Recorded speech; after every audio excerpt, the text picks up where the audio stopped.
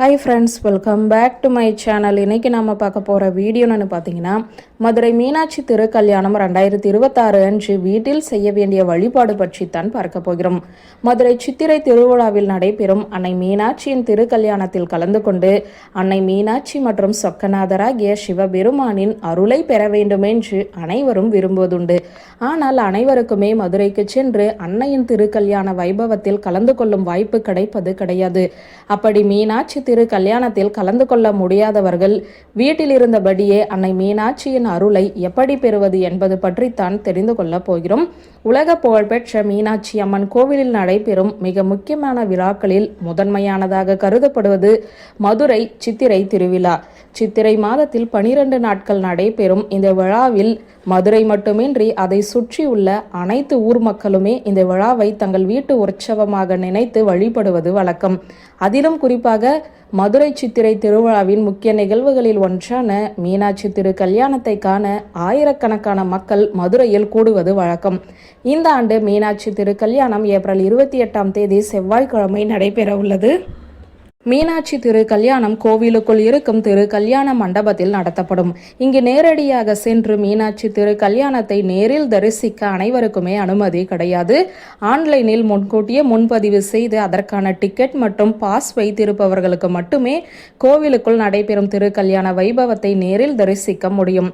மீனாட்சி திரு கல்யாணத்தை நேரத்தில் தரிசனம் செய்தால் திருமணத்திற்காக காத்திருப்பவர்களுக்கு திருமணம் நடைபெறும். திருமணம் ஆனவர்களுக்கு சிறப்பான மகிழ்ச்சியான திருமண வாழ்க்கை அமையும். குடும்பத்தில் ஒற்றுமை மகிழ்ச்சி நிலைக்கும் என்பது பக்தர்களின் நம்பிக்கை. இதனால் இந்த திரு கல்யாணத்தை காண வரும் பக்தர்களின் வசதிக்காக மீனாட்சி அம்மன் கோவிலை சுற்றிலுமே மதுரையின் பல பகுதிகளிலுமே எல்டி திரைகள் வைக்கப்பட்டு மீனாட்சி திருக்கல்யாண வைபவம் நேரடி ஒளிபரப்பு செய்யப்படும். அன்னை மீனாட்சிக்கு திருக்கல்யாணம் நடைபெறும் போது பெண்கள் பலர் தாலி சரடு மாற்றிக்கொள்வார்கள். இதனால் மீனாட்சியின் அருளால் தங்களுக்குமே தீர்க்க சுமங்கலி பாக்கியம் கிடைக்கும் என்பது நம்பிக்கை. உலகம் முழுவதிலும் உள்ள பக்தர்கள் மீனாட்சி திரு கல்யாணத்தை டிவியில் தரிசிக்க முடியும்.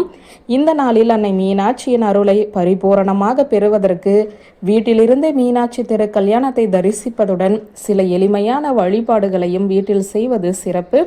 மீனாட்சி திரு கல்யாணத்தில் சென்று கலந்து கொள்ள முடியாதவர்கள் வீட்டில் செய்ய வேண்டிய வழிபாடுகள் பற்றி தான் இந்த வீடியோவில் பார்க்க போகிறோம்.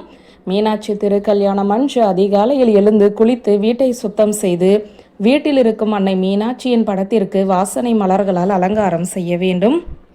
வீட்டில் விளக்கேற்றி வைத்து அன்னை மீனாட்சியை மனதார வழிபட வேண்டும். பாயாசம், சர்க்கரை பொங்கல் போன்ற ஏதாவது ஒரு இனிப்பு செய்து அன்னை மீனாட்சிக்கு நைவேத்தியமாக படைக்க வேண்டும். தாலிச்சரடு, மஞ்சள் குங்குமம், வளையல், பூ, வெற்றிலைப்பாக்கு, பால் பழம் ஆகியவற்றை மீனாட்சி அன்னைக்கு படைத்து வழிபடலாம். பிறகு இந்த மங்கள பொருட்களை யாருக்காவது தானமாக கொடுக்கலாம். சுமங்கலி பெண்களை வீட்டிற்கு அழைத்து அவர்களுக்குமே மஞ்சள் குங்குமம், பூ, வெற்றிலைப்பாக்கு, தாலிச்சரடு ஆகியவற்றை கொடுக்கலாம். இந்த நாளில் யாருக்காவது அன்னதானம் வழங்கலாம். வீட்டில் திருமண விருந்து போன்றவை சமைத்து வீட்டிற்கு அழைத்துமே நீங்கள் உணவு பரிமாறலாம். இப்படி வழிபடுவதால் மீனாட்சியின் அருள் கிடைக்கும். வீட்டில் தடைப்பட்டு இருக்கும் திருமணம் போன்ற சுப காரியங்கள் நடைபெறும். வியூவர்ஸ், இந்த வீடியோ உங்களுக்கு பிடித்திருந்த லைக், கமெண்ட், ஷேர் பண்ணுங்க. நன்றி.